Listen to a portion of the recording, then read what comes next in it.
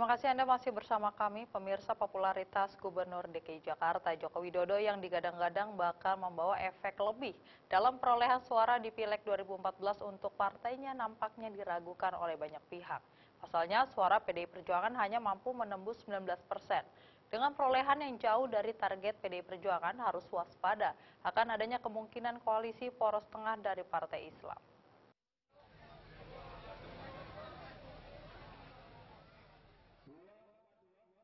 Sepekan pasca pemilihan legislatif pada 9 April 2014 dijadikan patokan perolehan suara agar dapat mengusung capres dan cawapres oleh berbagai partai politik dengan catatan harus mendapatkan perolehan suara di atas 25%. Namun kenyataannya belum ada satupun partai yang berhasil menembus perolehan suara tersebut. Salah satu partai yang menjadi sorotan yakni PDI Perjuangan yang diprediksi bakal menembus perolehan suara di atas 27%. Namun PDI Perjuangan hanya mendapat suara 19% versi hitung cepat, yang artinya belum memenuhi syarat untuk memenangkan Pilpres Juli mendatang.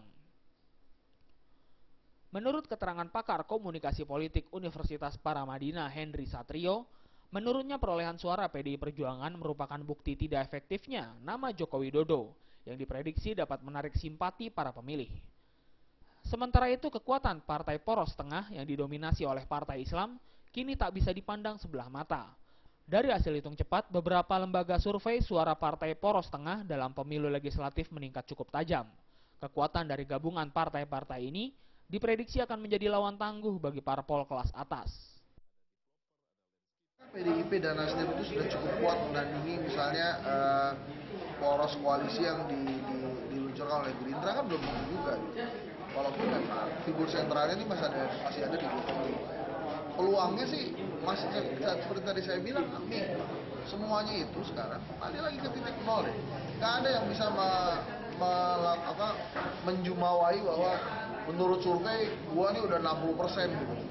Walaupun secara suara saya 60% nggak juga gitu. Ini semuanya. Dari Jakarta, Rizky Nur Muhammad melaporkan.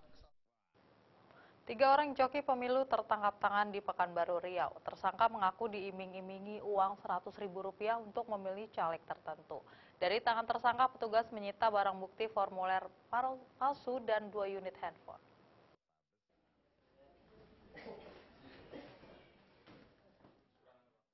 Ketiga tersangka ini ditangkap petugas kelompok panitia pemungutan suara atau KPPS saat mau mencoblos ulang di TPS 59, Kelurahan Tangerang Tengah, Kecamatan Marpoyan, Damai, Pekanbaru. Petugas KPPS mencurigai formulir yang dibawa tersangka berbeda dengan formulir C6. Kemudian petugas KPPS melaporkan kepada panitia pengawas pemilu, Panwaslu setempat. Ketiga tersangka bernama Anton, Suryanto, dan Ramdhani pun tidak berkutik saat ditangkap. Berada di bawah sumpah, tersangka mengaku diminta untuk mencoblos salah seorang caleg partai tertentu dengan imbalan Rp100.000. Misalnya mau nyoblos apa tadi? Hah? Mau nyoblos caleg mana? Ya, partai mana? Gerindra aja. Nama calegnya tahu ya? Hah? Nama calegnya itu? Rahmat. Rahmat. Ya. Katanya 100.000. Satu kali nyoblos? Enggak, mungkin satu hari lah.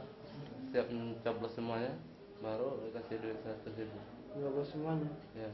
Berapa itu bang? Kalau itu yang nggak tahu, katanya rolling aja.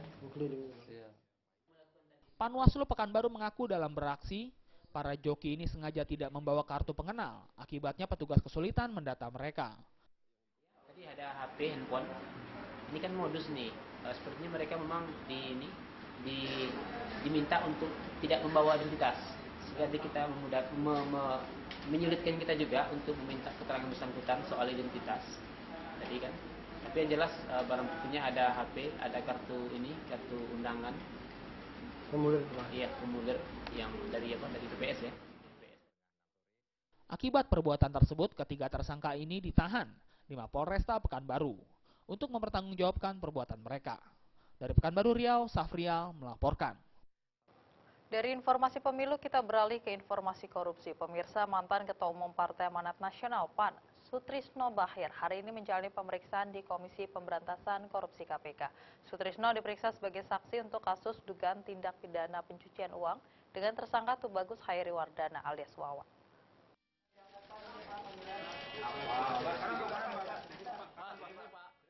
Sutrisno Bahir tiba di gedung Komisi Pemberantasan Korupsi KPK pada pukul 10 pagi waktu Indonesia Barat.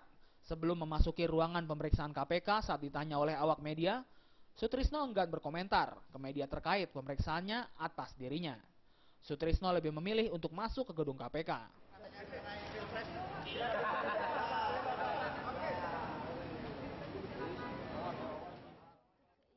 Pemanggilan mantan Ketua Umum PAN yang dilakukan penyidik KPK untuk meminta keterangan Sutrisno dan mengklarifikasi kepemilikan tanah seluas 443 meter persegi di daerah Jakarta Selatan, di mana tanah tersebut telah dibeli oleh tersangka Wawan dari Fuad Bawazir dan Sutrisno pada tahun 2007 tahun lalu. Dan sampai saat ini, penyidik KPK sudah menemukan 100 aset milik Wawan yang berupa lahan dan bangunan.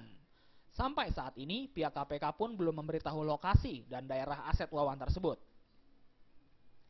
Hari Senin lalu KPK juga telah memeriksa Fuad Bawazir.